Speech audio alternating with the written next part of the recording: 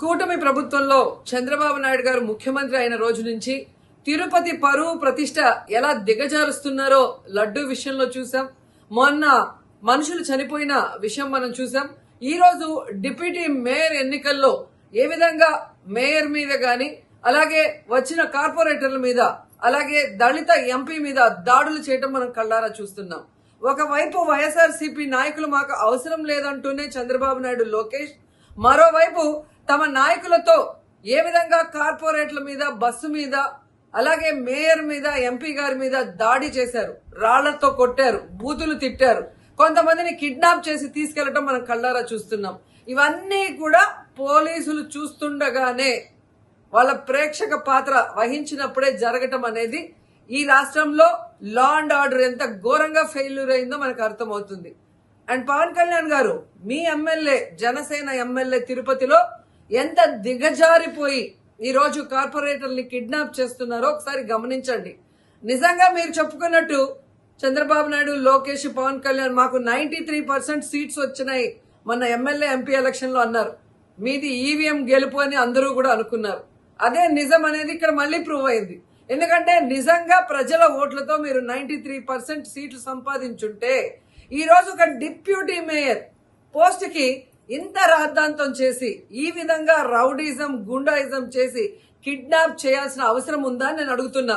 మీకు దమ్ము ధైర్యం ఉంటే, ప్రజలు మీ పక్షాన ఉన్నారు, మీ ప్రభుత్వం సక్రమంగా పనిచేస్తుంది, ఇచ్చిన హామీలు నెరవేరుస్తుంది అని మీరు నమ్ముంటే ఈ కార్పొరేటర్లతో రాజీనామా చేయించి మీ గుర్తు మీద గెలిపించుకొని మీరు ఎన్నికలు జరిపించుంటే ప్రతి ఒక్కరు మిమ్మల్ని శభాష్ ఉంటారు. కానీ ఇక్కడ జరిగే ఒక డిప్యూటీ మేయర్ ఎన్నికలకే ఈ విధంగా ఒక మహిళని చూడకుండా మేయర్ ని ఏ విధంగా హ్యూమిలేట్ చేస్తున్నారు, ఆమె మీద దాడి చేస్తున్నారు, అలాగే ఒక దళిత ఎంపీ గురుమూర్తి గారి మీద ఎలా బూతులతో తిట్టి దాడి చేస్తున్నారో టీవీలో అందరూ గమనిస్తున్నారు. సో మీరు ఫెయిల్యూర్ అయ్యారు. ఈ 7 నెలల కాలంలో ప్రజలు మిమ్మల్ని అసహించుకుంటున్నారన్న విషయం తెలిసి ఇలా దిగజారుడు రాజకీయాలు, రౌడీ రాజకీయాలు చేయాలనుకోవటం నిజం కాదని నేను అడుగుతున్నా. ఒకవైపు ఎలక్షన్ కమిషన్ మేము రిక్వెస్ట్ చేస్తున్నాం, ఇలాంటి కూటమి ప్రభుత్వం చేసే ఈ దారుణాలకి ఫుల్ స్టాప్ పెట్టండి. ఎవరైతే ఈరోజు దాడి చేశారు, బూతులు తిట్టారు, కిడ్నాప్ చేశారో ఆ తెలుగుదేశం, జనసేన నాయకులందరూ కూడా టీవీల్లో కనిపిస్తున్నారు. వాళ్ళందరినీ కూడా అరెస్ట్ చేసి వాళ్ళకి పనిష్మెంట్ ఇవ్వాలి. అలాగే ఎన్నికలు, డిప్యూటీ మేయర్ ఎన్నికల్ని ప్రజాస్వామ్యబద్ధంగా నిర్వహించాలని ఈసీని డిమాండ్ చేస్తున్నాం. అలాగే చంద్రబాబు నాయుడు, లోకేష్, పవన్ కళ్యాణ్ కి తెలియజేసుకుంటున్నాం, మీకు ప్రజల పక్షాన నిలబడి ప్రజలకి మంచి చేశాము అన్న నమ్మకం ఉంటే మీకోసం ఎవరైనా వస్తే వాళ్ళతో రాజీనామా చేయించి మీ పార్టీ గుర్తు మీద మీరు ఎన్నికలకి వెళ్ళండి. 3 పార్టీలు ఉన్నాయిగా, బీజేపీ, తెలుగుదేశం, జనసేన. మరి మీకు ప్రజలు ఓట్లేస్తారన్న నమ్మకం లేదా? లేదా ప్రజాబద్ధంగా గెలిచిన కార్పొరేటర్లతో మీరు రిజైన్ చేయిస్తే వాళ్ళు గెలుస్తారన్న నమ్మకం లేదా అని ప్రశ్నిస్తున్నాను.